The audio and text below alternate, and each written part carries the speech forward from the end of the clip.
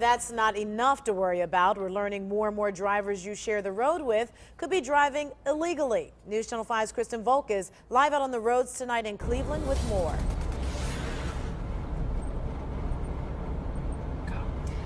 Yeah, get this, Nita. There are thousands of people who get caught driving without a valid driver's license in Cleveland every year. The problem is so big that more people go before a city judge for driving under suspension than they do for marijuana abuse.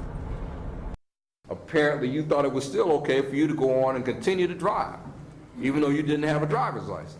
It's another day in court. You still wish to enter a plea of no contest to these charges. Another docket full of people driving without a valid license. Do you have insurance now? Something Cleveland Municipal Judge Ronald Adrian has no tolerance for. So, ma'am, how many times do you think that you should be allowed to do that before you take a hit? Especially for repeat offenders like 25-year-old Santasha Hope. She's been caught without a valid license 4 times. There's really no excuses, but when you have to go to work, go to school, and take care of your kids, then you telling me not to drive is not an option. Hope's license has been taken away for driving without insurance, but she says she hasn't had the money for that. In 2011, more than 13,000 unlicensed drivers got behind the wheel in Cleveland, sometimes more than once. In 2012, that number inched even higher. And in the first 5 months of this year alone, more than 6,000 people drove illegally.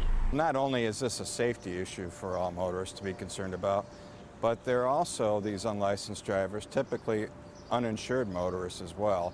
And what that does is it drives the rates up for the rest of us. And if you get into an accident with an unlicensed, uninsured driver, AAA spokesman Brian Newbacher says be prepared to pay up. Ultimately, it's going to come out of your pocket one way or the other. But, ma'am, if you're going to operate a car in Ohio, you got to be insured. Finally, on Hope's 5th time back to court, she obeyed orders. Do you have insurance now? Yes, I do. She arrived insured, licensed, and confident. This is going to be my last time here. I'm not coming back for insurance problems.